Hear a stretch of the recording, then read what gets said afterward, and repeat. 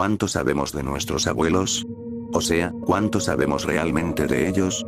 Es fácil olvidar que nuestros familiares, ancianos, desmoralizados y a menudo sabios, vivieron mucho antes que nosotros. Eran niños con sueños, adolescentes con romances juveniles y jóvenes adultos que buscaban su lugar en el mundo. Me cuesta creer que mi brusco abuelo Leonid fuera joven alguna vez, pero lo fue, aunque nunca habló de ello. Decía que no le gustaba centrarse en el pasado, ya que el pasado ya pasó. Solo importa el futuro y debemos centrarnos en avanzar, no en retroceder. Por eso, cuando murió mi abuelo, empecé a darme cuenta de que realmente no sabía nada de él. Obviamente, sabía que era ruso, y muy orgulloso de serlo, sabía que había trabajado como aprendiz de carpintero antes de unirse al ejército soviético y que había dejado el ejército para mudarse a Finlandia a trabajar como ebanista. Con el tiempo conocería a mi abuela aquí y sería padre de 6 hijos, incluyendo a mi madre. Viviría el resto de su vida aquí en Finlandia y fue un abuelo cariñoso para mí y todos mis primos, pero siempre que intentábamos hablar de Rusia, y especialmente de su tiempo en el ejército, se ponía distante, bromeaba sobre lo mucho que nunca había sido un buen tirador e inmediatamente intentaba cambiar de tema. Ni siquiera mi madre sabía nada de su tiempo en el ejército, salvo que lo habían dado de baja debido a una grave herida sufrida en combate. En los últimos años de su vida empecé a notar cambios en él. Se distraía y se quedaba aturdido por cosas al azar mientras murmuraba en ruso en voz baja: «Déjame en paz, bestia». Cuando se lo mencionaba, lo achacaba a la vejez, pero yo notaba que algo no iba bien, como si algo se hubiera roto en su interior.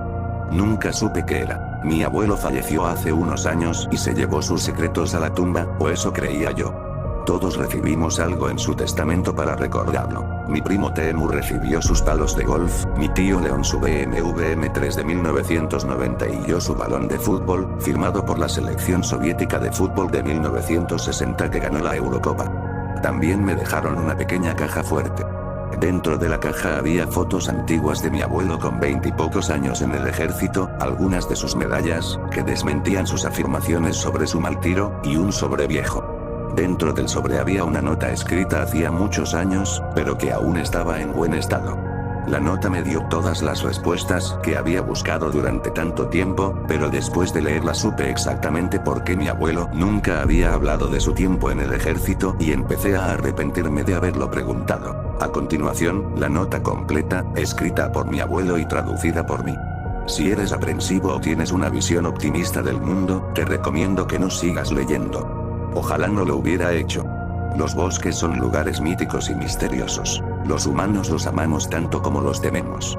Tememos lo desconocido que los encierra. Nos refugiamos en nuestros castillos de ladrillo rojo en las junglas urbanas, dejando los bosques a bestias míticas invisibles, camufladas por la vegetación, que acechan a cualquiera lo suficientemente estúpido como para entrar en sus dominios. Nos estaban atacando, nos habían tendido una emboscada mientras nuestro equipo de exploración de 5 hombres avanzaba hacia una aldea abandonada, o eso creíamos. Estábamos formados por el sargento Tukarov, un hombre mayor con el pelo canoso y un bigote espeso. Oleksandr, un siberiano corpulento con la cabeza rapada y músculos de piedra. Borya, un hombre delgado y algo friki con un corte de pelo a lo Cortina y gafas grandes y redondas. Yuri, nuestro novato de 19 años con cara de niño. Y yo, un ruso común y corriente, con el pelo corto y una barba espeso. Varios finlandeses nos esperaban en el pueblo, perfectamente ocultos por el terreno nevado.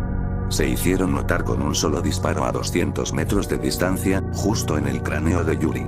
Antes de que su cuerpo sin vida se desplomara en la nieve, el sargento Tukarov nos gritó que retrocediéramos.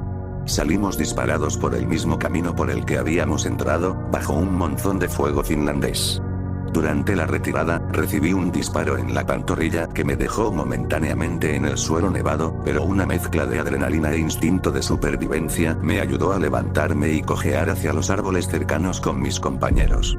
Nos adentramos en el bosque hasta que encontramos un área adecuada para descansar durante la noche, desenrollamos nuestros sacos de dormir y encendimos el fuego. Borya ayudó a cauterizar y vendar mi herida. Con la distancia entre nosotros y nuestros enemigos, podríamos relajarnos aquí con seguridad hasta el amanecer, o eso pensamos. Que Yuri descanse con su alma junto a sus antepasados, proclamó el sargento mientras levantábamos nuestras cantimploras de vodka en honor a nuestro camarada caído. Debemos matar a estos bastardos por lo que nos hacen. Cada vez que nos retiramos, escupen a la madre patria, gritó furioso Olixander mientras afilaba un cuchillo con una piedra redonda en la mano. Baja la voz, no podemos alertar a nuestros enemigos sobre nuestro paradero y gritar así seguramente nos expondrá, aconsejó inteligentemente Borya mientras limpiaba sus gafas circulares con una hoja y su saliva. No me menosprecies, Borya, o haré que te arrepientas. Respondió Olixander. Te recomiendo encarecidamente que te sientes, camarada, ordenó el sargento. Borya tiene razón, debemos guardar silencio hasta el amanecer y luego podremos regresar a la base. Es demasiado peligroso ahora mismo. Borya siempre tenía razón y Olixander siempre estaba enfadado. Eran hechos y no iban a cambiar ahora. Olixander casi había golpeado a Yuri justo al comenzar nuestra misión de exploración. Yuri, como un idiota, se había parado detrás de Oleg mientras este lo seguía de cerca. Esto enfureció a Oleg, que empezó a gritarle obscenidades mientras lo sujetaba por ambos cuellos. El sargento tuvo que intervenir como siempre y calmar a Oleg. Soltó al novato y le advirtió que tuviera cuidado, pues no sabíamos lo que nos depararía el futuro inmediato. Yuri parecía aterrorizado cuando Oleg lo agarró, y esa expresión no desapareció de su rostro hasta que una bala le entró. Me gustaba Yuri. Sentarme en el suelo del bosque pensando en él ahora empezaba a perturbarme. Habíamos perdido a muchos camaradas en esta guerra, pero había empezado a forjar una buena relación con Yuri en particular y confiaba en él a mi lado en el campo de batalla. Me había dicho que su esposa, Yana, estaba embarazada de su primer hijo. Habló de su emoción por ser padre y de su esperanza de que, al terminar la guerra, pudiera terminar su servicio militar y regresar a la granja de su padre, pues allí era donde se sentía verdaderamente feliz. Es desolador que el joven nunca regresara a la granja ni sostuviera a su hijo en brazos. Me entristecía pensar en Yana, quien ahora tendría que criar sola a ese hijo.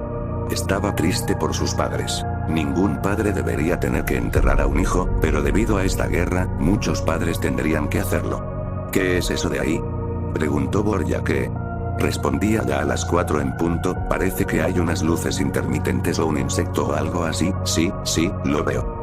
Veo las luces, proclamó Oleg. Todos podíamos verlo, luces fluorescentes brillando en el bosque, por lo demás completamente oscuro. Era difícil distinguirlo desde lejos, pero parecían múltiples plumas de colores que fluían desde un centro definido. Las plumas alternaban intermitentemente entre todo tipo de colores brillantes y vibrantes. Era tan hipnótico que nuestra conversación cesó por completo. Era difícil descifrar qué era, pero tenía que ser algún animal o insecto. Fuera lo que fuese, Oleg no iba a quedarse esperando. Comenzó a caminar lentamente hacia las luces, sin decir palabra, solo pavoneándose como si estuviera en trance. Soldado Zirkov, regrese aquí, ordenó el sargento, pero fue en vano. Oleg continuó marchando hacia las luces, cada paso otro desafío hacia el sargento. Olixander, ¿qué haces? Vuelve aquí, gritó, pero de nuevo cayó en oídos sordos. Finalmente llegó a las luces y las miró fijamente, con una leve sonrisa en su rostro habitualmente ceñudo.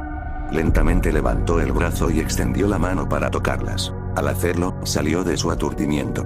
Se giró hacia nosotros y su sonrisa se ensanchó. Parece lana de oveja, camaradas. Gritó hacia nosotros, con más voz de niño que de soldado de la madre patria. La sonrisa, sin embargo, duró poco, mientras Oleg seguía frotando las plumas, se reveló a que estaban conectadas. Una gran bestia gris claro que había sido camuflada por su entorno como un camaleón. La bestia era enorme, de al menos 2 metros de altura, tenía ojos hoscos de color rojo rubí y una cara de hocico largo como la de un oso, el exterior de su hocico plagado de colmillos de marfil como agujas. Tenía 6 extremidades grandes, 2 piernas del tamaño de un tronco de árbol y 2 brazos largos con garras brillantes y afiladas conectadas. 2 grandes extremidades con púas sobresalían del torso de la abominación como el aguijón de un escorpión, las mismas 2 púas que se clavaron en las caderas de Oleg a una velocidad enfermiza, separando completamente su torso de sus piernas. Ya no sonreía, nadie lo hacía. Olixander, ¡no!, gritó Borya. Joder. El torso de Oleg apenas había tocado el suelo del bosque cuando el monstruo se abalanzó sobre sus brazos y piernas, impulsándose hacia nosotros mientras todos buscábamos nuestros rifles. Fue rápido, aterradoramente rápido. El sargento Tukarov fue el primero en dispararle, Borya lo siguió y yo el último, después de usar mi rifle como muleta para levantarme y estabilizarme. Las balas rebotaron en nuestro recién descubierto adversario como granizo que rebota sobre un tejado galvanizado. El monstruo se abalanzó sobre el sargento, quien enseguida se dio cuenta de la inutilidad del arma que tenía en las manos. La arrojó a un lado y sacó un gran cuchillo de caza de su bota. Cuando el monstruo se abalanzó sobre él, se hizo a un lado y le clavó el cuchillo profundamente en el cuerpo. La alimaña rugió de rabia antes de lanzarse de vuelta contra el sargento Tukarov, con el cuchillo firmemente clavado en el cuerpo de la bestia, dejándolo indefenso. Barras afiladas como cuchillas le atravesaron el estómago, desgarrándolo como si fuera mantequilla, y nuestro líder fue destripado ante nuestros ojos. Mientras se desplomaba en la nieve cubierta de entrañas, Borja y yo aceptamos que atacar era inútil, pues a menudo el depredador no había sido más que una presa desde que llegamos a estas tierras. Los árboles. Suban a los árboles, gritó Borja. Borja corrió hacia un árbol antes de trepar rápidamente por el tronco y refugiarse en la supuesta seguridad de las ramas. Lo seguí no muy de cerca, mi cojera me lo impedía más que nunca. A mis espaldas podía oír el crujido de la nieve mientras la bestia me acechaba. Mis instintos de supervivencia me impulsaban a seguir adelante. Seguí hacia un árbol, pero era inútil. La extremidad puntiaguda de la bestia me atravesó la columna vertebral y caí en la nieve. Yacía allí, en la nieve, la sangre manando de mi boca tiñendo la superficie blanca de un rojo carmesí. Ya no sentía el dolor en la pantorrilla, ya no sentía las piernas en absoluto. Me dolía todo el cuerpo, excepto las piernas. Intenté levantarme del suelo, mis manos empujando hacia abajo a través de la nieve profunda y del suelo del bosque, pero solo podía controlar la parte superior del cuerpo. Mis piernas cedieron y caí de bruces en la nieve. Grité de ira, un rugido audible a través de los árboles, esperaba otro golpe penetrante para acabar conmigo, pero nunca llegó. En cambio, escuché los gritos de Borja cuando la bestia volvió su atención hacia él. El árbol hizo poco para protegerlo, mientras el gigante cortaba el tronco con sus garras y púas. El árbol cayó al suelo cuando Borja se estrelló contra la nieve. Pude hacer poco para ayudarlo en mi estado de estorbo. La bestia caminó lentamente hacia mi camarada sobre sus patas traseras. Borja luchó por ponerse de pie, pero importó poco. El monstruo le clavó una púa en el hombro y lo arrastró por la nieve y fuera de la vista hacia las sombras.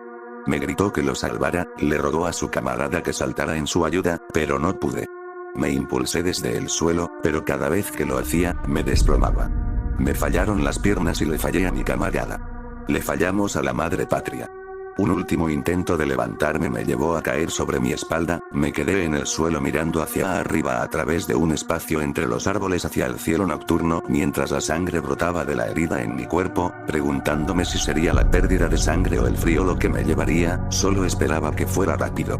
Por supuesto, no sería ninguna de las dos cosas, o no estaría aquí para contar esta historia hoy. No sé cuánto tiempo estuve tendido en la nieve, desmayándome rápidamente del dolor, pero cuando desperté estaba en un hospital finlandés. El alboroto había llamado la atención de los soldados cercanos, quienes acudieron en mi ayuda y, aunque éramos enemigos, decidieron salvarme la vida. Fue ese momento de humanidad el que despertó mi amor por este país, el cual finalmente me llevaría a mudarme aquí y formar una familia. Ahora me siento tan finlandés como ruso, pero una parte de mí nunca olvidará a la madre patria ni a mis camaradas caídos. Durante el tiempo que estuve en el hospital recuperándome de mis heridas, mencioné lo que nos había sucedido, que una bestia camuflada con luces brillantes saliendo de su cabeza nos había destrozado, pero rápidamente me descartaron, diciendo que seguía en shock. Un soldado me mencionó que había conocido al protector de los bosques y a la mascota de Piru, conocido simplemente como el Kuohamayan. La mayoría me decía que lo ignorara, que hablaba de mitos y leyendas, pero el problema con los mitos y leyendas es que tienen algo de verdad, y me topé con esa verdad. Algunas noches, al mirar desde la ventana de mi habitación, veo luces danzando a lo lejos y las palabras de advertencia de aquel soldado me vienen a la mente. Cuidado con las luces del bosque.